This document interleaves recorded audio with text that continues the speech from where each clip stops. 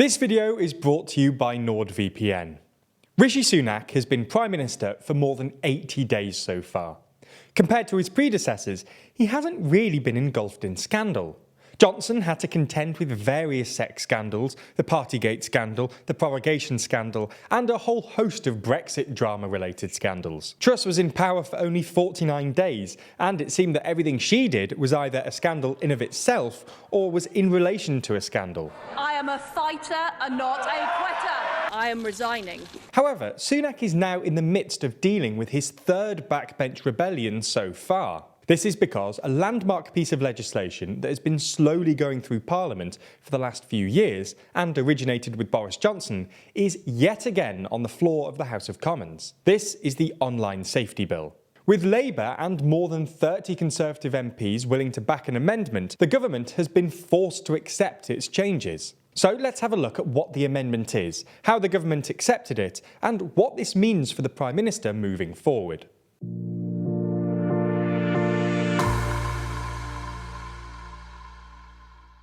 The Online Safety Bill has, effectively, two main aims. Firstly, it's designed to create a new duty of care for social media companies towards their users. Secondly, it creates new offences which make it easier for the police to charge people for acting harmfully online. This can include things like trolling, internet fraud, downblousing, and non-consensual deepfake pornography. It's the first part of this bill which has caused the most controversy.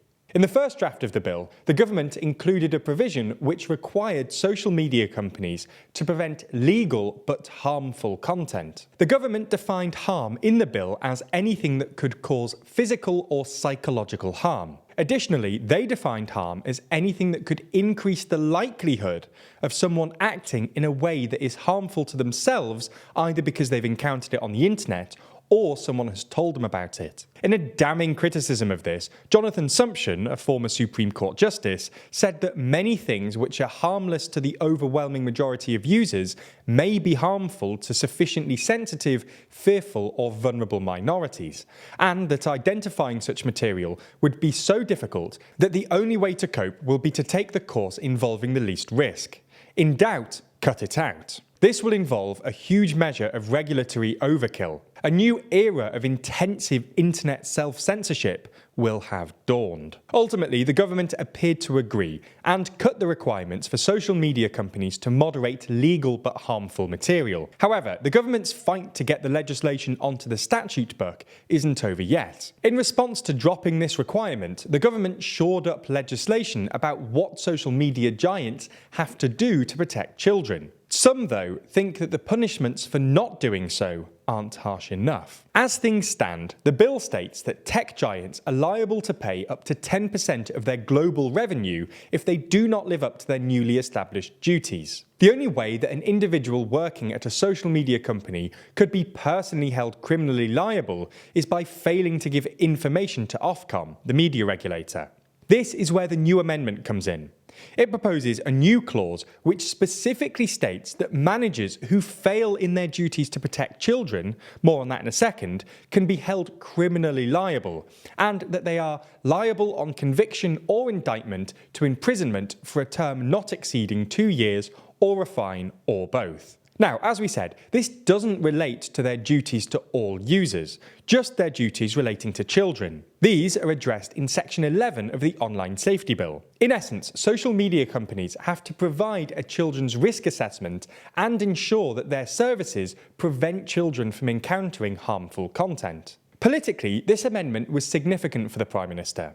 In total, 36 of his backbenchers supported the amendment. With them, alongside the Labour Party, backing it, there was a real chance that had the government not backed it and instructed the remainder of their MPs to vote against it, that the vote would be lost. This would be seriously damaging for Sunak, as his predecessor ultimately was forced to resign following a backbench rebellion in the Commons.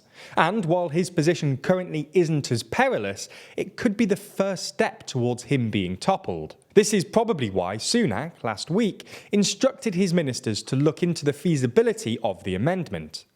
Doing this gives him scope to reject the amendment if it's shown to be unworkable, something that was a real possibility, as the idea of jailing social media managers who fail to protect children was something floated in the consultation of the online safety bill. Ultimately, the report concluded that if managers were held personally criminally liable, then this could make the whole sector less attractive. Nonetheless, irrespective of this criticism, late on Monday night it was announced that the government would be accepting the main points from the amendment. The government isn't accepting the amendment itself. It has instead come to a verbal agreement with the Conservative backbenchers that the points from the amendment will be introduced by the government when the bill gets to the House of Lords. Now, you might be wondering why the government's done this. What difference does it realistically make whether the amendment is introduced by backbenchers in the Commons or the government in the Lords? Well, the difference is all about control and perception. The government has control of the exact wording if it introduces it in the Lords, and additionally, it's far less humiliating. To be defeated by backbenchers in the Commons just wouldn't be a good look for Sunak. Irrespective though, Sunak is now gaining a bit of a reputation when it comes to backbench rebellions. He's faced two other major backbench disputes over planning and wind farms. In the former case, Sunak wanted to set house building targets for councils. Tory backbenchers didn't like this, so Sunak withdrew the plans. In the latter case, Sunak wanted to ban the creation of new onshore wind farms. Again, backbenchers didn't like this, and the plans were withdrawn. It seems that whenever Sunak gets a whiff that backbenchers are threatening to vote against him, he caves. Potentially, this could embolden Tory backbenchers to be more rebellious, as they know that if they present enough of a threat, they'll get their way. We'll have to see how much they use this leverage, and whether Sunak is destined to make another humiliating climb down once again in the near future.